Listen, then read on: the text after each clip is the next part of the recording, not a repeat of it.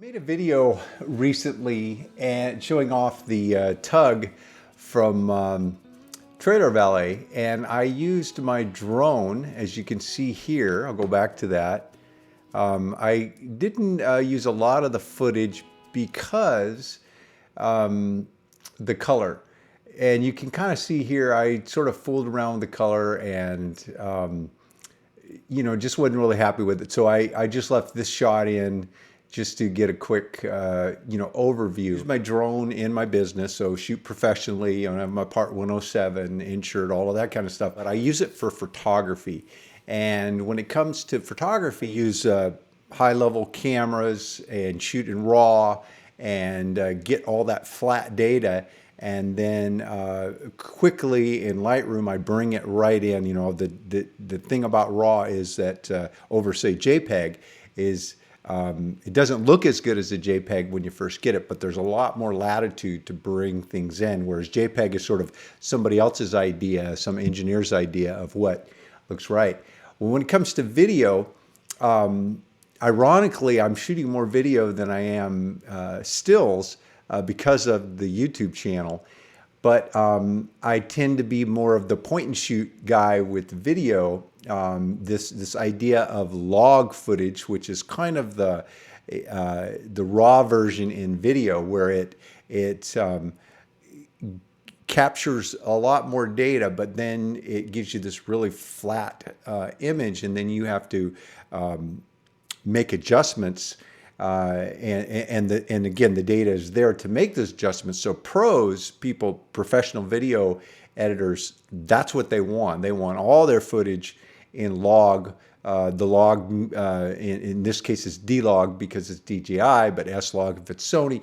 But you get all the different logs and they bring them together. They're able to use these LUTS or lookup tables. Tomorrow's Films, Mavic 2 Pro LUT, one of their freebie ones. Download it at no cost, but you can also donate. And I highly recommend that when people take the time to put things together to give them a little bit. I got this LUT, I downloaded it. This is that same footage that I used. And now this is how it looks right out of camera. So you'd say, boy, that looks terrible. But you have to realize this is capturing all of the data so that you can then go in after the fact. Geometry and the scopes in Premiere Pro, you can go in and get your contrast right and get all of your colors right.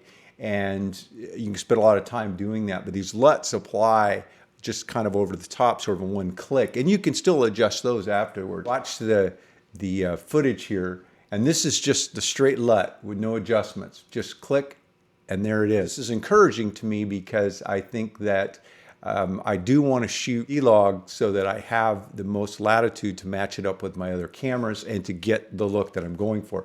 Now, whether this would be the finalized look that I would want might vary from shot to shot. I could go in and then make some adjustments if I found something I liked a little bit better, using this as a starting point, and then save it as a new LUT. With this new drone, and again, this is my 4th drone, and they've all been DJI, and they've just gotten better and better and better. Level stuff like the Inspire and their Zenmuse 7 with changeable lenses. That's a great setup, but you're going to be 12, 16,000 by the time you buy everything. Mavic 2 Pro with Hasselblad camera with everything is a couple grand, so it's pretty affordable for professional quality stuff.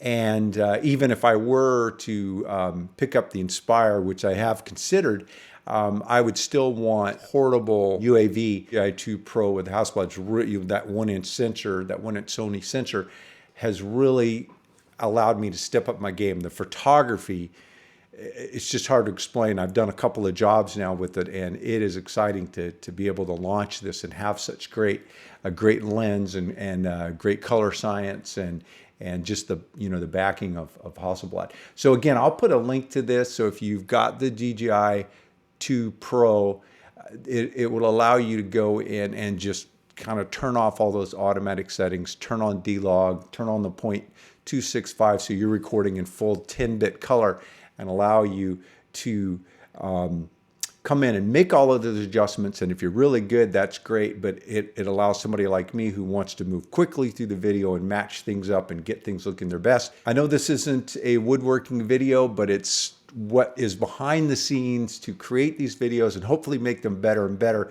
And with this, I think I'll be able to bring my drone in more often and get some different angles and different perspectives that hopefully will make the videos more fun, more exciting, just more enjoyable to watch.